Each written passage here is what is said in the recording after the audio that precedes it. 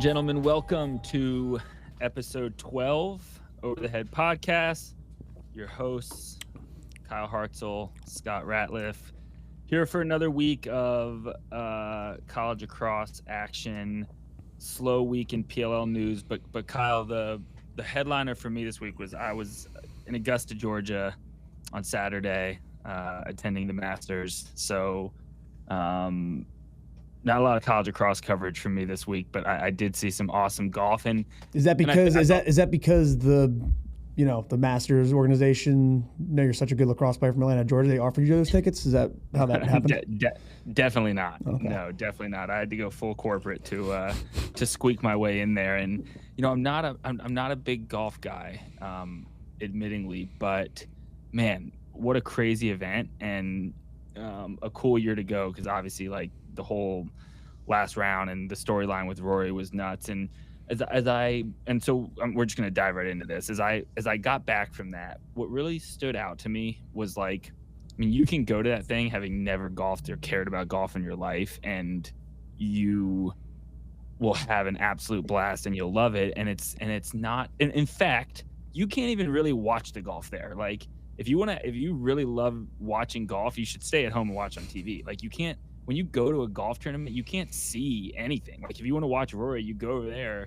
There's a crowd around him. Unless you're 6'8", you're just like standing in the back. They hit a shot, the ball whistles away. You have no idea where it fucking went, and then everybody's just walking. Like, it's not very. So it really is the experience, and they do just such a good fucking job of like making everything feel exclusive. Like the pro shop, I heard when I was there, Kyle, they only sell the Masters gear the 7 days a year while the tournament's going on, and they do $1 million an hour in gear. So crazy. And it's like a fucking Disney World line going through the line. You wait like 45 minutes, and then they like shuffle you into a room with a group of other like 30 other people. Then they like release you into the pro shop, and you like run around and get your stuff and get out.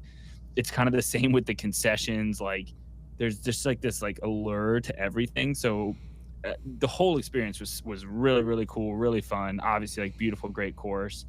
And I bringing it back to lacrosse and the topics of this podcast, like, it kind of just got me thinking about how important it is for sports, at least in America, that aren't NBA, NFL, NHL to some extent, although I could even make the argument really important there, to have like signature events.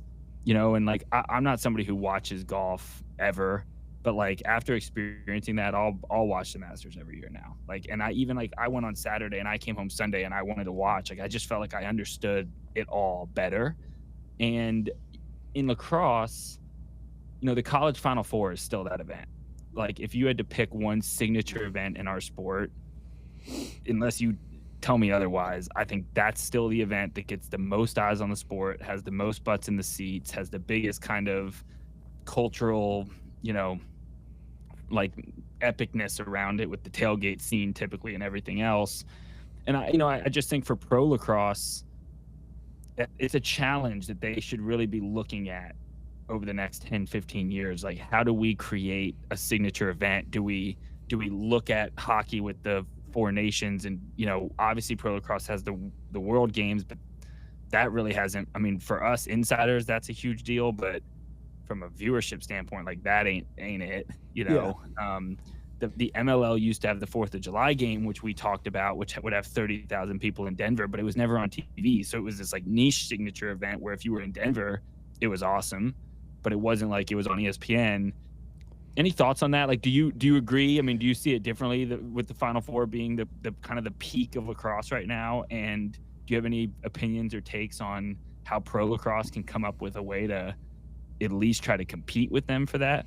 Yeah, I think the Final Four, like, I think you hit the nail on the head there. I think that's the biggest event in our sport. I remember, 2007 when we played in the championship, there was like 35,000 for the D3 game, and kind of the 10s kind of tailored off after that. But like Hopkins, the upper bowl was filled at Raven Stadium. Like, I don't think you're seeing those crowds yet, or again, just because of how good the coverage is on TV. But yeah, I think I would even like to see the Final Four move to like smaller venues. I mean, the NFL stadiums are great, but I think there's a lot of venues in a country like, whether it's Bird Stadium, Maryland, like there's a lot of Loyola, like there's a lot of good. But can you do it at Maryland? Like, is that fair? I mean, I know they used to do that back in the day, but if they're in it every year, like you're just going to give them a home game. Yeah. That seems. I didn't mean, I just meant like there's venues to do it, like smaller venue to make it more intimate and more people at it. But yeah, I think Final Four is probably the premier event in lacrosse to go to. I think what would be cool to see is, like, I know USA Canada is always such a good rivalry, is like, maybe in the pro season, instead of having like an all-star game, let's just have like the Canadians and the Americans play each other the best. And it doesn't even have to be professional. Obviously you want the professional Canadians, but there could be a mix of college players, like Brendan O'Neill was on Team USA. You could, a couple good Canadians that are playing NCAA, have them come and play like All-Star Weekend or something. And I think I think that's low-hanging fruit, is Canada versus USA, because that's just always a rivalry, and it's a good game to watch. You get that once every 4 years in lacrosse at the World Games, but the coverage, again, once I was a little more removed from it, when I was going through tryouts and everything else, like, that seemed like such a big deal. And of course I'm watching the whole thing. The further I get away from it, the more I realize, like, that's got even less eyes on it than the PLL does, than the college game does. Yeah. So despite it being so awesome, the World Games has not done a great job of like capitalizing on like media rights or how to get this thing on TV and get the storylines out there. And then also the rules are just so shitty comparatively. Like the stall ball tactics that go on in those games. But apparently this year I saw there's a shot clock this year. Okay. Or so not this year, but when the World Games are. So yeah, so they're addressing that, which is good to hear, because like it needs that. And then I think that tournament, it's tough just because there's only 2 competitive teams. Yeah. And as good as Japan is getting and others, they're a long way away from there being more than 2 competitive teams. I mean, the Iroquois gave the teams a good run in the kind of group stage, but then when it came elimination time, like Canada and US are smoking everybody until they play each other. So it makes like the whole tournament a little tougher. But I do agree, like if you can get the best of the best, similar to hockey, right? These guys, you're not going to get guys who are relaxing in a game like that. If you get the right coaches and the right players on both teams and you do it over an all-star weekend or even in the off season, but the PLL can find a way to, because it's all your players, right? In the PLL that are in those leagues. That's one opportunity to do it. But it's a tough one to solve. Like, I don't know anytime soon how the PLL or pro lacrosse like can take over what the college Final Four has. And I don't know, maybe it never does, right? I mean, you could argue that March Madness is a bigger thing than any NBA, even though LeBron James is a bigger global superstar. I mean, so that it's not like you necessarily have to have the signature event, but I just think it can be such a great thing, to have that. And I don't know that the PLL does. They've moved around the playoffs. They've moved around the championship. Like there hasn't been one consistent thing that you can point to and be like, that's awesome. I think the whole season's great. And we've cheered the production quality of everything that they do. But like, what is maybe it's bring the 4th of July game back. You got the Denver Outlaws now. You just got to get, totally just get back in Invesco or Dick's Sporting Goods Stadium or, yeah. And there's obviously not the same ownership, right? A big part of that was it was Broncos ownership that owned the Outlaws. So you were in that stadium and you kind of had their marketing forces behind it, and you had their fireworks show was like a big reason why. Do you play in that game? Yeah. In the first half, there'd be like 15 to 16,000 people. And then in the second half, there'd be like 30, 35 because they were coming for the fireworks show after the game, which was electric. No, Scott, they were coming for the lacrosse. They weren't coming for the fireworks. But they would still go in there and cheer for the Outlaws, which is a really cool thing about Denver sports fans. Yeah. Like, so that was like most games when I was playing in the MLL on the Cannons with Paul. It didn't matter where we went. Paul Rabel was getting cheered for more than any team was. Like, except for that game. Like, you'd go to Denver and it would be 30,000 people, and it was very clear they're cheering for the Outlaws. So maybe home markets will help create that more. But yeah, I think it's something that's missing, is like, what is the one game of the year where we're going to get the most eyes on this? We're going to fill a stadium. I mean, we obviously aren't able to do that week in, week out yet. They're building towards it, but we can't do that yet. Is there a way we can find something that we can do it at least once and get the ABC, schedule on there for that game and find a way to build kind of more of an event around a game, around a weekend of games where they can be really successful. And here I am saying this, like, they're trying to do that every fucking weekend, I'm pretty sure. Yeah. So it's not like they're not trying, But yeah, it was just kind of a thought that came out of the Masters weekend. Is just a non-golfer. Everybody, everybody knows what that is, whether you like golf or not. Would be great to see Lacrosse come up. I mean, you're not going to be able to do it on that scale, obviously, but would be great to see them come up with their own version of that, I think, a little bit. So yeah, and it's also to that too, like the Masters, I don't even know when year it started, but 1930s or I don't know when it was, but like just the nostalgia of that event, it's just so big because it's just been around for, so damn long. They've done such a good job marketing it and branding it, and it's just, just crazy. They don't let you take, obviously, like they don't let you take cell phones in there. So like which is awesome. The other thing that was so cool, and there's no real like VIP. There is like a VIP building, but out on the course, like everybody's kind of those front row seats in front of the rope. Are they VIP?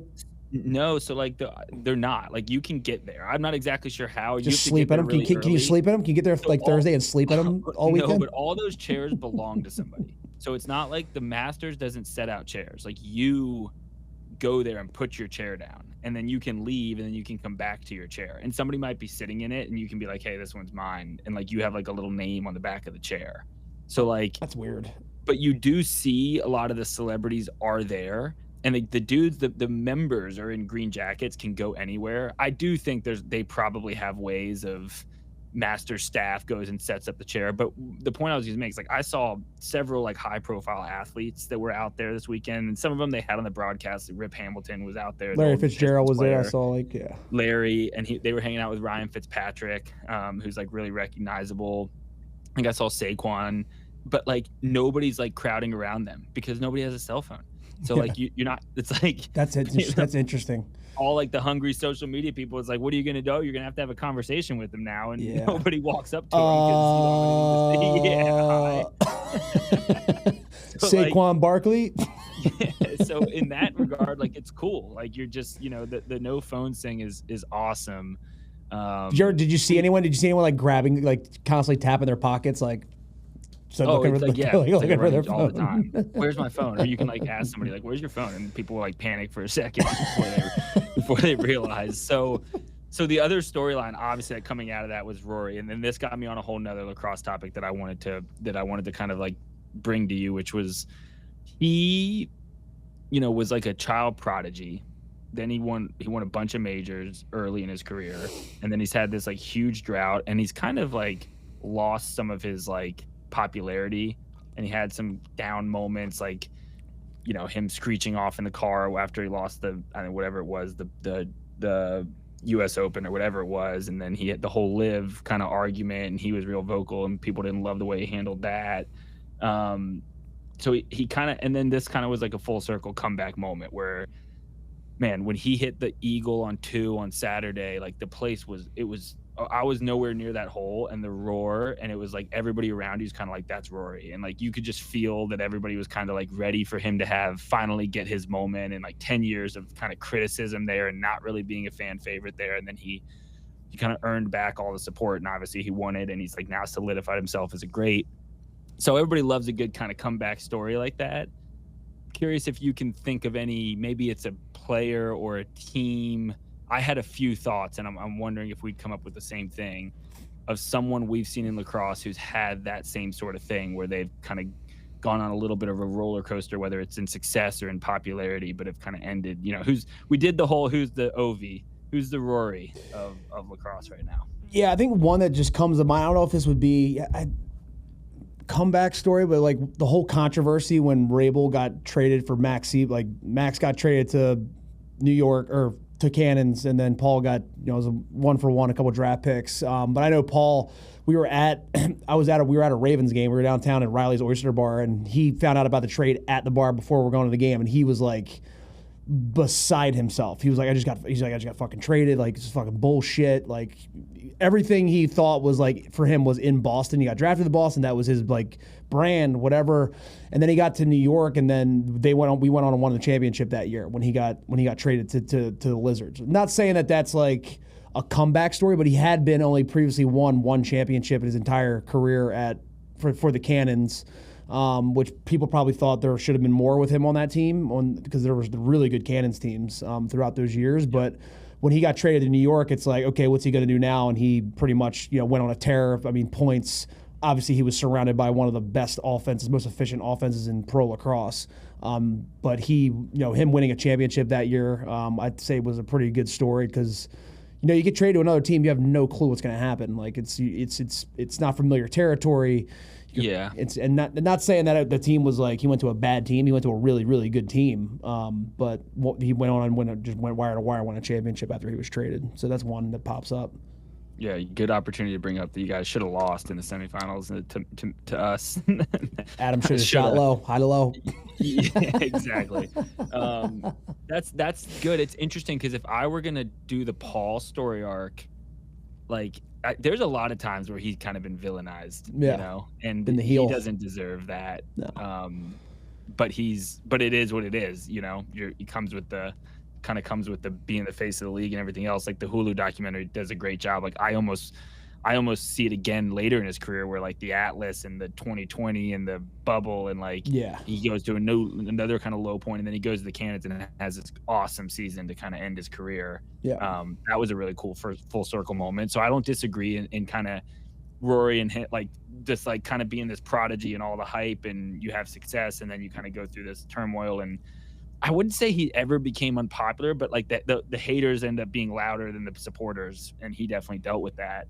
The other one that I was thinking that we've talked about, maybe it's a more recent pro lacrosse storyline, is Connor Fields. Yeah. Like the first year of the PLL, and he's on the Chaos, and he's like doing what he does, highlight machine, all these crazy highlights. He's leading the league in points. It's all this like good press, good coverage. Then he goes through a season where Chaos struggles. He ends up getting benched at the end of that season in 2019. Then he gets benched again, or maybe it was in the bubble where he got benched. Then he comes out the next season. And then there was like rumors. Was there rumors like the team didn't want him on the team? Like they were trying to get him the hell out off the. I remember hearing rumors about like the locker room was a mess too. There was a lot going on with that because it was just weird to see a guy who had literally was like second or third in MVP voting and led the league in points, and now all of a sudden he just wasn't playing. Yeah. And the other part of that that's so strange is he's just such a likable teammate. When I got to know him and play with him, I was so confused about how that all went down. Now, stylistically, it's like a different story. He's tough. Like if you don't have the right offense and the right thing, he plays a very distinct style and the ball's in the stick a lot. So like whatever you want to say about all that could be different, but he did go from like. And the PLL's media team was tough because he was the darling of that. Like he was highlight reel goal after highlight reel goal. So naturally you got RJ in your face all the time and you've got like every highlight and every storyline's about you. And then the next year you're on the bench and now nobody's talking about you and you have to deal with that. Like, and then he came to the Archers and it wasn't right away. He was a midi and he was a role player and then he kind of slowly crept in and then he got the lefty attack job and then all started, he became a focal point of it. And now obviously he's two-time champion and he's, back to being favorite to win this year, probably, I'd say. Yeah. Back to being a face of the league kind of guy. So I like, that was another one, NLL MVP maybe this year. Like he's totally. So, and then somebody like, if you want to give somebody like on the other side of that, like Rory, obviously was it 18 years. He's been Masters. And then he was, if he won this, he's I think there's 6 players that have done the Grand Slam. It's like him. It's like him, Tiger Woods, Gary Player.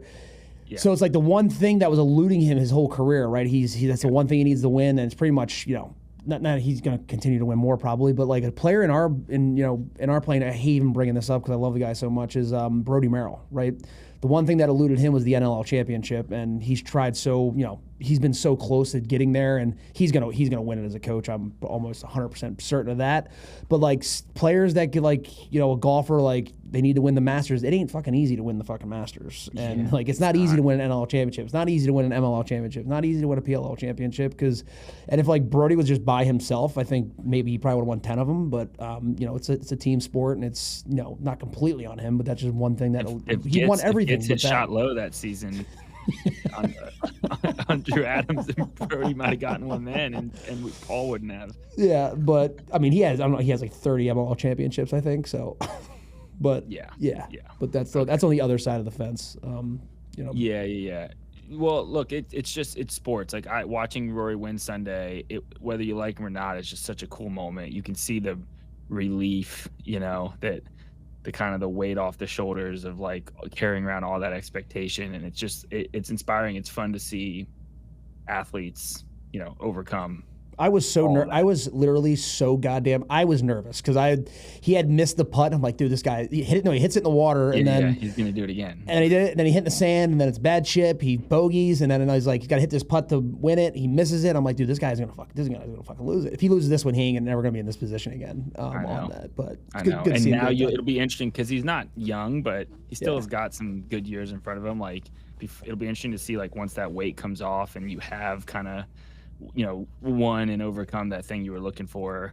I think in a lot of ways it just allows you to play much freer and get better, frankly, because you're just not carrying around all that stress and all that criticism. So so really cool, and it just made me love sports and made me excited for the sport I love the most, and watching the PLL, and frankly in watching May, and getting into the college playoffs where legends really do kind of cement themselves. There was a guy I was there with who's not a lacrosse fan, but is a Cornell grad, and he was, he knew, he was like, oh, we're number one, and we've got this kid Kirst, who's one of the best ever. So there's some hype building up there, but it's going to be really fun to watch that. So before we get into that, other PLL news, we were right about they announced Chris Bocklet, right, as an assistant. No wonder we were right. We heard from Anthony Kelly himself. So not surprising we got that one right. And then also Matt Mackrides to the Chaos along with Kyle Sweeney, correct? As the defensive coordinator there. Yep. Yeah. And any thoughts? I mean, we touched on it. We don't need to dive super far back into assistant coaches, but any thoughts on those hires? Anything that kind of jumps out to you? Yeah, I mean, I think Chris Bocklet, obviously the Bocklet family, great lacrosse family, and he was such a good offensive player for UVA and then the Outlaws, and I just think he's a good lacrosse mind. Obviously, him and Train played together on the Outlaws. He was part of that organization. He's been coaching literally his entire life. He had a little stint at Jacksonville.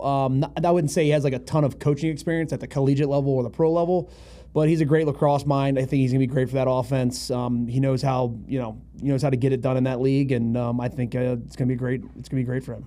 So yeah. So I've got one to watch out for. If the Outlaws move forward with, O'Neal, Cav, I guess who's their other attackman? I guess if it was Wisnauskas, like if they do something like that. If Eric Law isn't a starting attackman on that team, I wouldn't be shocked to see him the Redwoods hop over onto the Redwoods roster. Just given the Outlaws' ties with Train and with Bocklet, and also kind of where that very similar to the Outlaws last year with Elaw coming in, where that Redwoods roster is likely going to be with a lot of young, people on it. He might be an interesting person to see if they. Good point. They rent him for a season. And then on the other ones, Sweeney is somebody we both know well and have played with. He's a lacrosse Hall of Famer. He's been around the league, so he's been at some training camps, not as like an assistant coach, but as kind of an advisor to some, I think, the Whipsnakes one year. Yeah. And he was like, look, as a player, we give him shit because as a player, he was a coach on the field, 100%. And we'd always give him shit, though, because he would tell you to do shit that he could do that you couldn't do. Like, he'd always be telling me to go over the head at GLE. I'm like, Kyle, I'm 5'11". I can't go over John Grant Jr.'s head. Like, I'm just going to slash the shit out of him. I can fucking do it. So there's my challenge to Coach Sweeney is you got to realize not everybody's as good as you. But he's going to do great. And, what a defense he inherits. And is that a whole entire Philadelphia? He's from Philly. Is Philly. Is Colsey Philly? I assume so. I just assumed that when I saw who he hired. I actually have no idea. Huh. But I leaned on this with a lot of different pro teams. He was the first person who really, for me, broke down like analytics defensively. Like before analytics were a trendy thing. On those Cannons teams with him, he had this thing called the prime scoring area, and it was an area of the field, and he'd talk about teams shoot 80% inside this box and 20% outside this box, and we're going to defend this box, and we're going to make teams shoot these low-angle shots and these outside shots. And, it's interesting because two-pointers, and we need to get Joe Keegan on before the season and, dive into stats, but he's somebody who thinks like that. He's very intelligent, very analytical, you've got a great goalie, and then you've got a coach who likes to build defenses around giving up the right kinds of shots. Like, I actually think it's a really, really good fit. Yeah. Just their style of play and that defense with him. And then with Mackrides, much of the same as Bocklet, like just a pro guy who played at a really high level for a long time, was around the pro game, much like Bocklet has done most of his coaching at the high school level.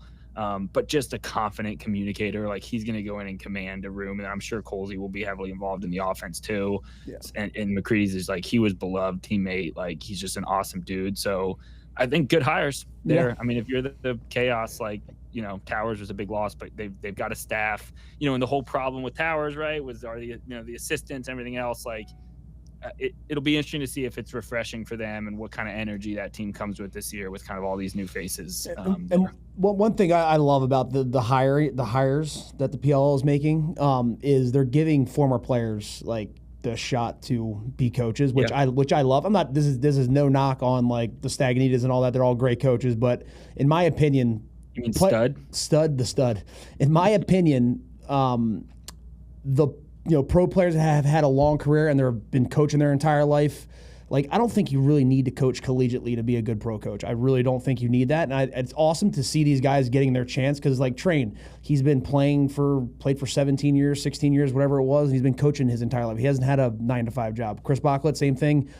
The X10 stuff. They just coach nonstop. It's like, Yeah, and to that point, the other thing I'll say to that is, there's nothing. Pro lacrosse is still unique when it comes to pro sports, and that matters. Like, you have to understand how to coach half of a team being all in guys, half of a team have full-time jobs and trying to make it work. Like, there's a lot of things about coaching a pro lacrosse team and making decisions on game day rosters and how we structure a team and how we play offense with limited practice. So, like, if you didn't live that, it can. I mean, look, we've seen it with Starja struggled.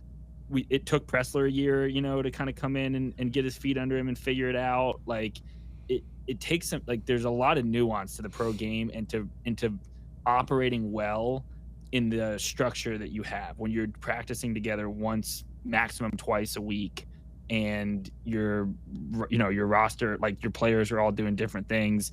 It's something I thought Brian Holman did a really good job of. Was he, and it helped that he had Marcus obviously on the Archers, but Brian was at a lot of our practices the year before he took that Cannon job. I mean, he was just over there on the sideline watching all the time. And I think he was really, knowing that he was going to pursue it, I think he was really thoughtful about, let's learn and figure out what this is like. And then obviously you have a son and his buddies that you can lean on to get perspective. But that's the big thing for Colsey. And that's why you get Sweeney and Mackrides around him. And it's two guys who lived it, who can just help with understanding some of the nuance and how to make the most time of, when you have one practice a week. Here's one for all offensive coaches. Maybe we shouldn't spend 45 minutes on man up when we only have one practice a week, and you might have one man up in a game. And so there's just, like, you can have all these ideas. We're going to put in transition offense and we're going to do this, and this, but then you get into the reality of preparation and you realize, well, training camp's a week, but the last 3 days you're preparing for a game. You can't run your starters into the ground, although some do. And then the first half of the week, you're trying to evaluate the roster. So you're like, you once you get into it, you really realize, like, there's not a ton of time for implement. Like, you got to have a simplified offense and game plan and identity, and then you got to build over the course of the season so that you have kind of your full slate of adjustments and packages and plays by the end of the year. And I think there's a big gap in coaches that have done that really well and those who haven't. So all that, to your point of, like, you need guys who have done it and lived it and can help explain what that's going to be like and what these guys are going through and how to handle it when you have this whole great grand game plan for practice Friday night and we're going to put in all this shit, and then your ex-attackman gets a flight delay and isn't there. Yeah. Right? And then it's like, do we install? What do we do? Like, that stuff happens all the time. Or practice just gets canceled, lightning or something. All the time. So, yeah, man, I saw today, like, 50 days away or something from PLL kickoff. Cannot wait. So, yeah, we'll see which team's going to get the yellow jacket at the end of the year. Oh, no, the yellow jacket's actually the Hall of Fame jackets in the PLL. Yeah. Okay, whatever. Moving on. College lacrosse. My guy Joey Gelato lets me down after he doesn't let me down. He could never let me down, but Cuse struggled. Cornell whooped their ass. I think that was probably the biggest result of last weekend, was how for real is Q's? Are they going to come out here and put up a fight? And Cornell's just they look like a wagon. Kirst goes for 8 points. Like I think Goldstein also with 8 points, like flipped, right? He had the assist, 5 assists and 3 goals, and Kirst with 5 goals and 3 assists. Spallina is held the, I think, a point or something like that. 1 goal, yeah. And frankly, and from what I saw, and granted, not the full game, but just like from what I read and what I saw, I just don't know that Cuse is. I mean, they just don't have the horses. I just don't know that their team is quite there. And we've talked about this a lot. It's like this elite tier, and then this kind of next grouping.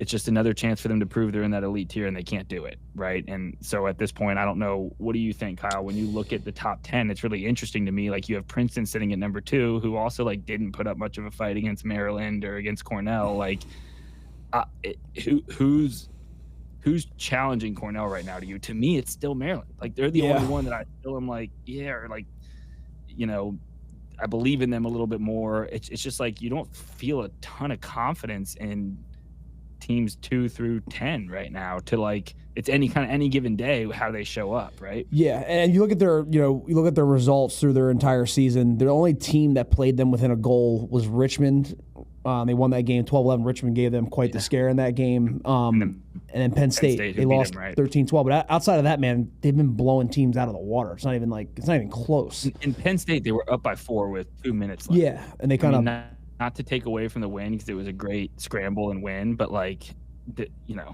Cornell. And he had played like that game 10 times.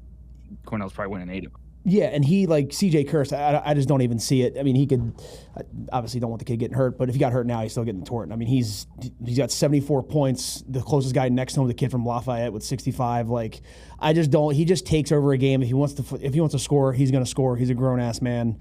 And in that game, like I only watched the first half because this will be another thing we're going to go into here in a minute, is the rant of the goddamn stream that it was on. But I can only watch like a half of the game because it was so poorly produced, and the camera, like I literally got motion sickness.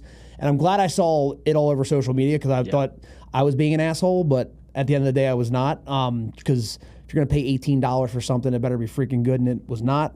But yeah, man, Cornell, I think you made a good point. I think one team that's can give them a fit might be Maryland, but if they keep playing the way they're playing, I just do not see. Obviously, we get in the tournament, it's anybody's day. They're not going to be. But again, like, when have we seen another team with a generational player and like national championship aspirations go on to win it? So like, I think of Kyle Harrison, I think of Paul. They both did that as kind of seniors at Hopkins. I think of Pat Cavanaugh last year. Yeah, does that at Notre Dame. But like a Tewaaraton winner and national championship winner, like it's a lot of pressure. Like that's Rob kind of had a run like that, but didn't get all the way there, right? And like a lot of you just haven't seen it. Rambo would be kind of an example, maybe, of a guy. Although like numbers wise, like Kirst is on a whole, it's a different stratosphere as far as like what he's doing. The numbers he's putting up. Did Seabold win the Tewaaraton? No, I don't think so. No, he didn't, did he? I was going to say that, but they lost to Cuse in that game. That was the team that was like really good. They lost to Cuse, but yeah. So it's just interesting. It goes back to like the legacy thing. Like Kirst, if he can pull this off and he has this season and Cornell goes on and wins the national championship, he did win the Tewaaraton 2009. Steve-O did. Yeah, 2009. Yeah. So I think we're talking like he's getting close to like Mount Rushmore of college lacrosse type of stuff here. Yeah. Like that's a heavy thing to say. Obviously, there's been some legends with, the Pals and the Gates and the Thompson, but like if he wins a national championship and he wins the Tewaaraton and he's the all-time goals leader in Cornell lacrosse, one of the most storied programs in history. He puts himself right there in the conversation, and it's not just him. He's going to get all he deserves it, but clearly their team, the team around him is excellent. They're good at the face-off X. They, they're tough on defense. It's nice to have another player match your points. Goldstein was 5 goals, 3 assists too, so he's surrounded by a good crew. So.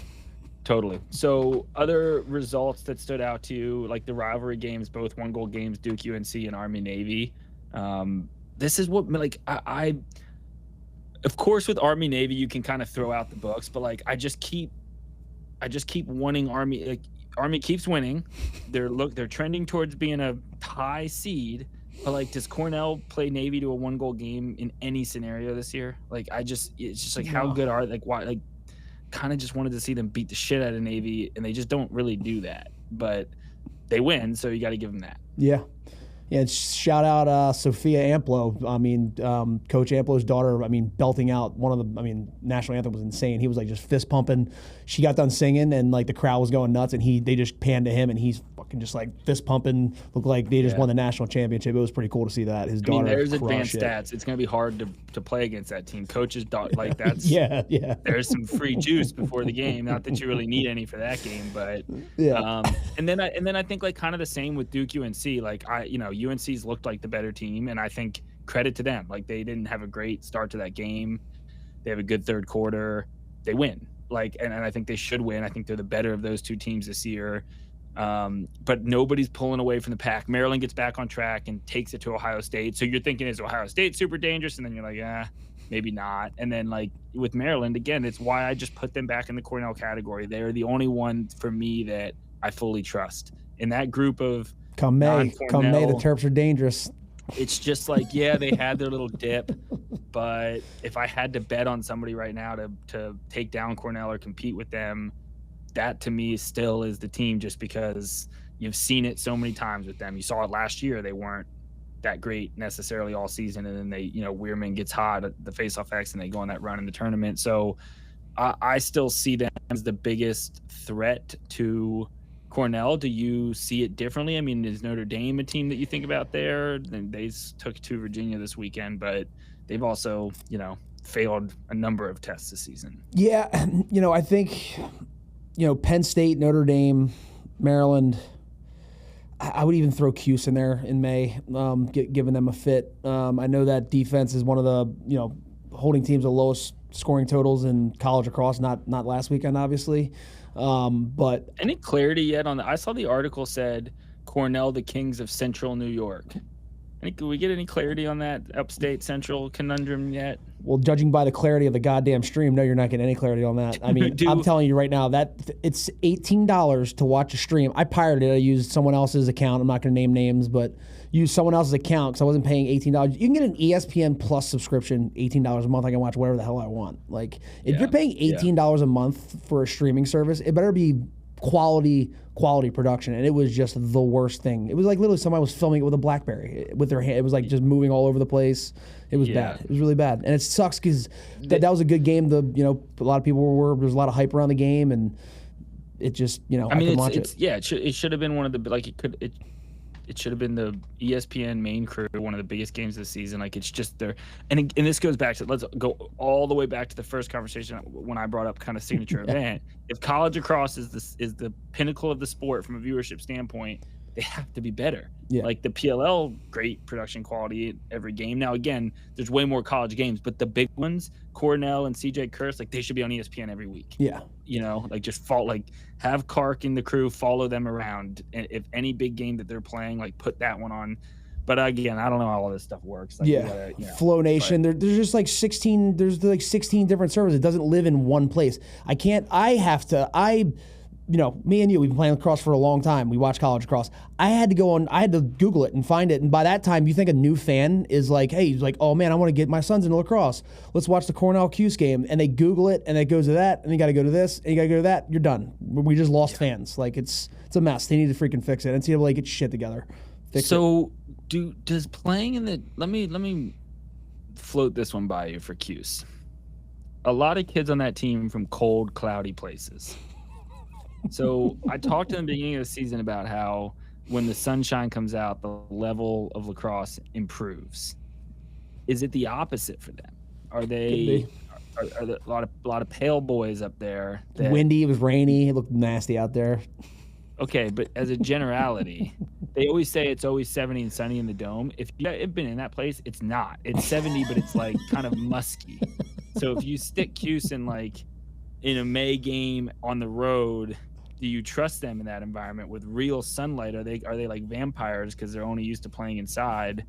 I don't know. There's just where did the magic go? The Cuse magic is just totally gone. Cornell's a really good team too, but yeah. They are, but this is one where I don't know, make it interesting. Like they just You put them up against any other team on the outside of Maryland and Cornell in the top 10, and I expect the game to be really competitive and really close. But those two, and it's funny because we've done all this dancing around different teams, but it's like it always has come back to those two, right? Like Maryland and Cornell is like the two you trust, and Maryland loses to Rutgers and Michigan, and you kind of just roll your eyes at it, like, yeah, okay, but let's see, let's see what happens.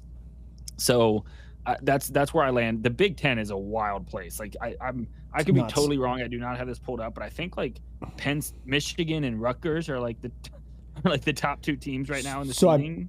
I pulled this up. So all 6 teams from the Big Ten make the tournament. So as of right now, Michigan, Ohio State are 3-1, Maryland's 2-2, Penn State 2-2, Rutgers 2-2, Hopkins 0-4. So Michigan, Ohio State, if the tournament was today, but some of these teams have to play each other. But if the tournament was today, Michigan, Ohio State get a bye to the semis. Maryland would play Hopkins, and then Penn State would play Rutgers to get to that semi. It's crazy. Which like Michigan, Ohio State, like I don't know. I'd probably pick them. Like I would pick if I had to pick on betting on national champions. I'd definitely pick Maryland above them. I think I'd pick Penn State above both of them as well. Yeah. But like in the conference, like it's chaos. Dude, it's nuts right now, which is awesome. So can you pull up the ACC standings quickly? Yep, let me do that. Because that's the other conference race that. It's just like how many ACC teams, how many Big Ten teams are going to get into the tournament here. I think it's an interesting storyline. So where do they stand currently? The ACC, you got North Carolina 2-0, Syracuse 2-0, Notre Dame 2-1, Duke 0-2, Virginia 0-3. So North Carolina and Syracuse are at the top of the conference. What a world, Kyle! What a world! Duke and Virginia just getting beat up on for all the wins in the ACC. Like how things can change on a dime. Yeah. Unbelievable. UVA is, man. Yeah, they're a nightmare, huh? So it's rough. Carolina, speaking of Carolina, Duke, I don't know. They were talking a lot of shit to Petromalis. Every time he scored a goal, he kept looking behind the goal up at I don't know, it was like a mezzanine or something up there, but he was just like, Carolina, I'm probably saying all kind of other stuff. He's always like that's his whole vibe though. Yeah, like I feel like there could be nobody there saying anything, and he's gonna be yelling as if somebody's saying something, which I love that. I think they need more. Like that's kind of the thing that Carolina to me has needed is like an asshole down there who's not just going to be like, looking pretty in the Carolina gear, happy to be here, collect a couple wins a season and move on with my life. Like he brings like some edge to that team that I think they haven't had probably since, I guess the championship team. Yeah. Really, and look at these tournaments, do like, if North Carolina doesn't win, do they get in? I think Maryland is an automatic. If they lose the tournament, I think they've had enough quality wins where they get right in. But outside of the Big Ten, if Maryland wins that, they're not. None of those teams are getting in. Maybe Ohio State. But yeah, that'll be interesting to see what happens there for that. I am not a bracketology guy. Like before I speak on this, I think we're gonna have Kark on in a couple weeks. He can give us a better explanation of this because I'm just like I can just say that. Yeah, no, they'll be in. I have no fucking clue. Like you gotta because part of it's like the AQs. We should actually do it, and then when we have Kark on, we can like put a graphic up of how wrong we were. You can have it on there. We'll get there. Right now for the listeners too. Like we're just getting through the dog days. We're talking Masters. We're talking Rory McIlroy of lacrosse. Like that's where we're at. Because as much as the college, and we've said this so many times, like as much as the college slate's awesome and it's fun to watch each week, there's a level of like the conference teams are beating up on each other. The top 10 to 15 is not changing that much week to week.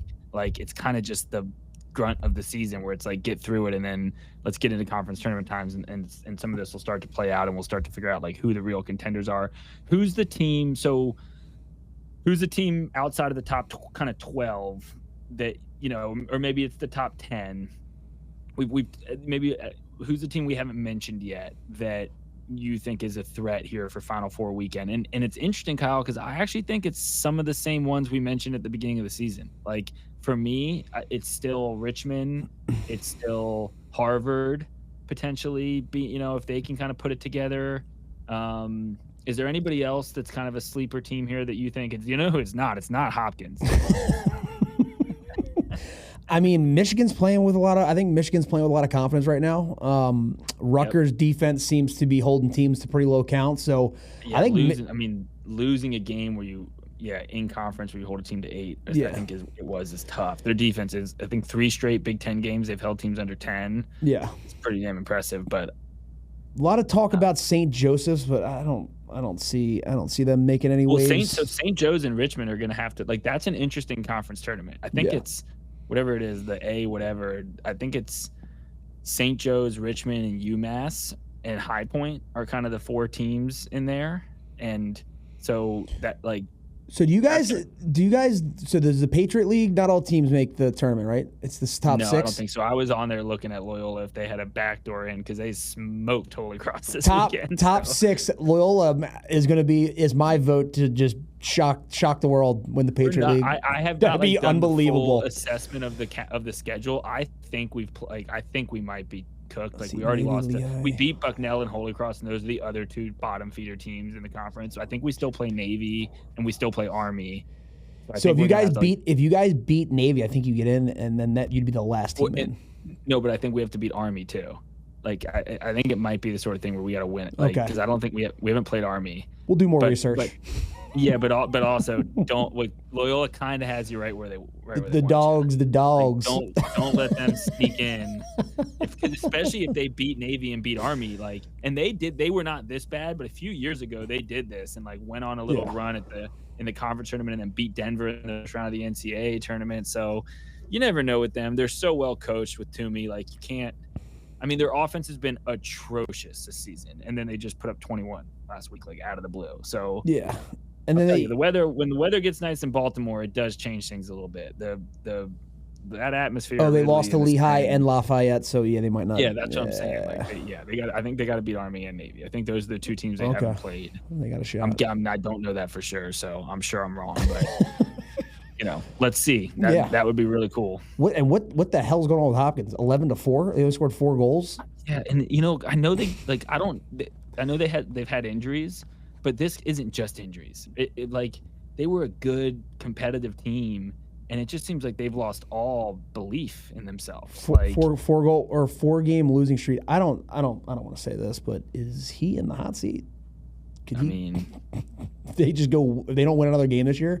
Could you see him getting fired? That might be interesting take.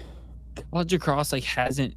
Like, it's not the same as college football and basketball, where, like, you just see schools, like, just move on so quickly, right? From but guys, is it? But is it now with NIL? If some of these donors and stuff are shooting. Well, Hopkins has, and I know Hopkins has like a $10 million NIL fund just for lacrosse. Like, they are one of the best funded lacrosse programs in the country. So I think we're going to start seeing NIL era. So whenever that's started last year, or the year before, and you compare it to like 20 years of regular, you're going to start seeing. I think coaching vacancies are going to become more and more apparent. Just because if you're donating all this goddamn money, and Ohio State football, they have remember their national championship, they were talking about that team, and they had the highest paid NIL. And if you didn't win, they were talking about firing him when he goes and wins the national championship. Nope, you're good. You're good now. You're good.